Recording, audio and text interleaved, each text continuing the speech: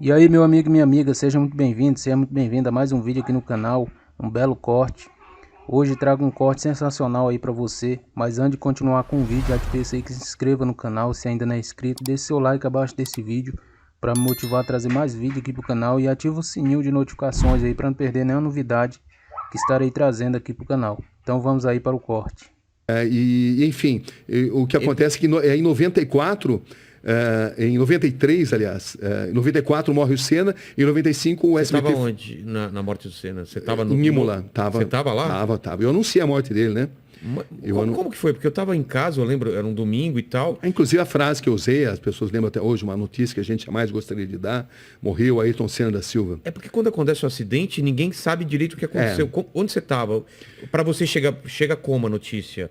Olha, alguém está em campo? Aquele fim de semana, foi um fim de semana, isso, eu vou tentar resumir aqui, isso é um dos capítulos do livro, né? Mas enfim, foi o fim de semana mais diferente, mais nefasto de toda a história da Fórmula 1, porque na sexta-feira você teve o acidente do Roland Ratzenberger. Exatamente. Aliás, desculpe, na sexta-feira você teve o acidente do Rubens Barrichello.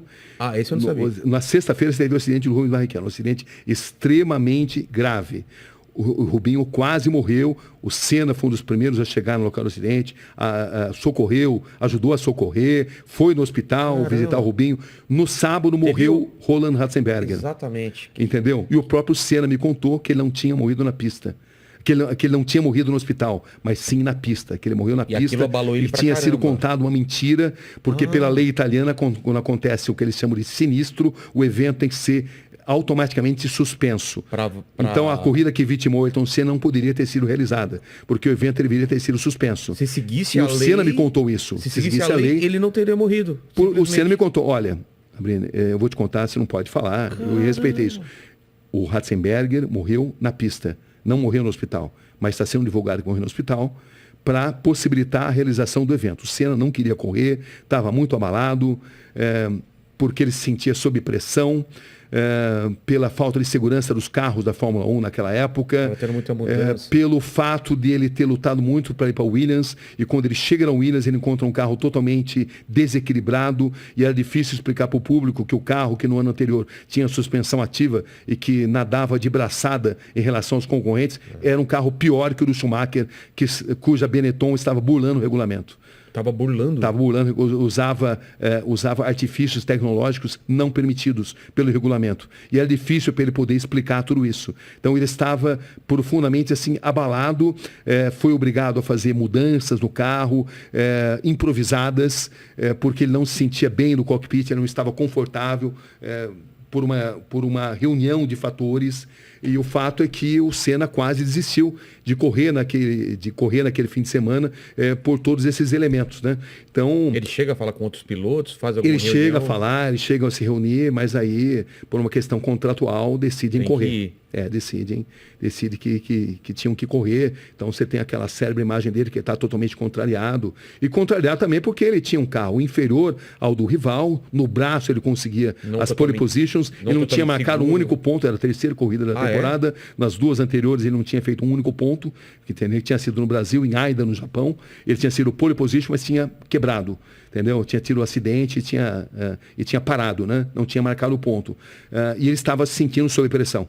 Então ele tinha sido pole position mais uma vez, mas ele tinha ali no retrovisor Schumacher arrojado, com um carro que não respeitava o regulamento, e era difícil para ele falar sobre isso. Era muito difícil.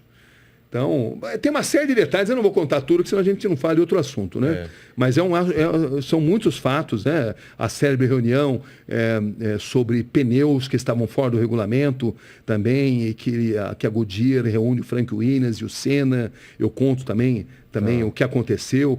O fato é que a cabeça do Senna estava muito abalada, porque uma gambiarra tinha sido feita no carro, porque o carro era inferior e porque essa sucessão de acidentes tinham mexido com o emocional dele, né? O acidente gravíssimo do Rubinho, que por um triz não morreu na sexta, o acidente fatal do Roland Ratzenberger, enfim, era um piloto muito diferente daquele que a gente estava acostumado a ver e sob imensa pressão de vencer. Total. Porque patrocinadores pressionavam, a torcida pressionava, o mundo pressionava, porque ele era o melhor piloto. E ele não sabia como explicar, como falar para a opinião pública a situação que ele estava vivendo. Como é que ele vai explicar com um carro que no que ano era... passado no, era... Nossa, não dava nem graça, né?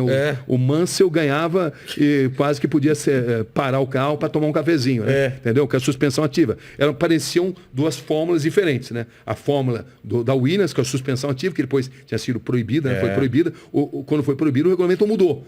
Mas aí a Benetton arrumou um jeito de bular o regulamento. E ela estava bulando o regulamento, usando várias armas não permitidas pelo regulamento. Mas era difícil para denunciar isso daí, porque existe ali todo assim, um corporativismo dentro da Fórmula 1. Claro. E esse corporativismo fazia com que o Senna hesitasse em denunciar, mas ele, nas entrevistas que ele me dava, ele mostrava todo o seu descontentamento. Eu lembro de uma entrevista célebre que eu fiz com ele em Aida, na corrida anterior, onde ele mostrava todo o contentamento. O carro está ruim, desequilibrado, instável, nervoso. Ele usou essa expressão. Foi a primeira vez que ele falou isso daí, numa corrida ali, lá no Japão, que foi a corrida anterior.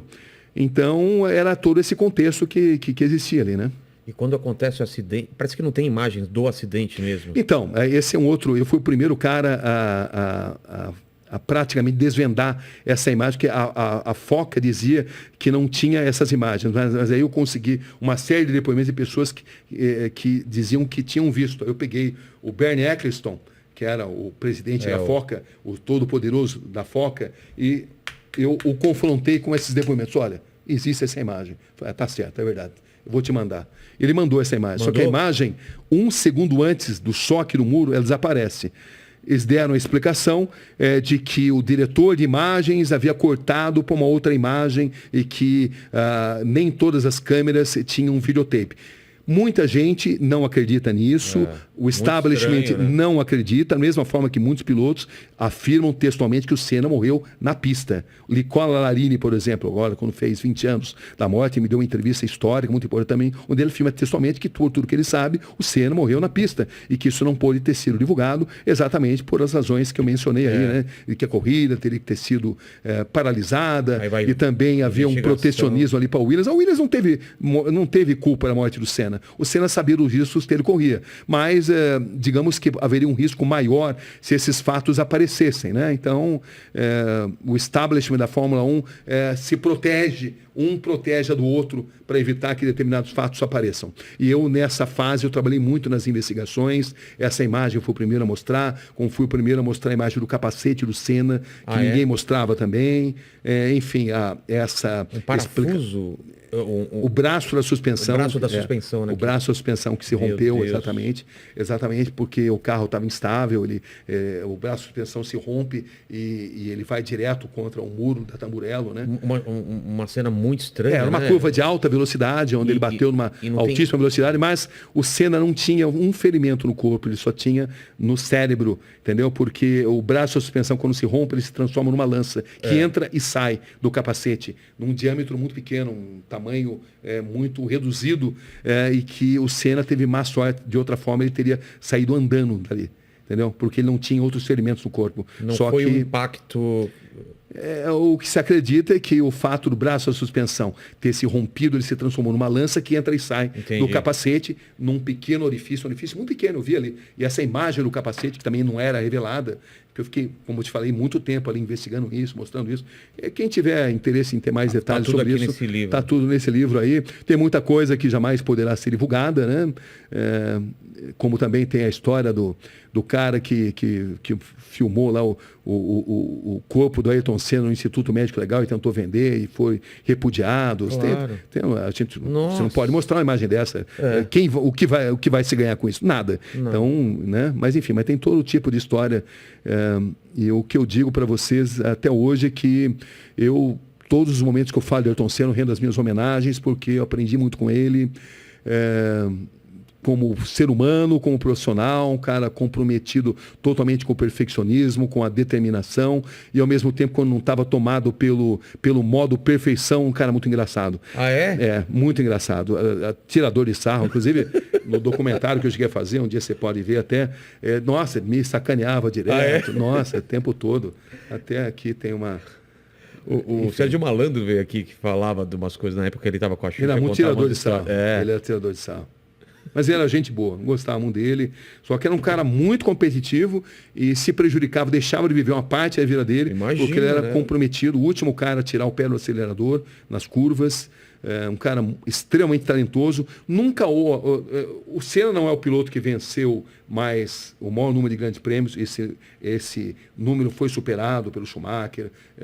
Ele não é o cara que mais venceu campeonatos. Não é o cara que conquistou, mais pole positions. Mas embora não tenha esses números absolutos, que todos eles foram sendo batidos, ele é generalizadamente reconhecido pelo establishment da Fórmula 1 como o maior piloto. Por quê? Porque ele era o cara mais arrojado e o cara mais carismático.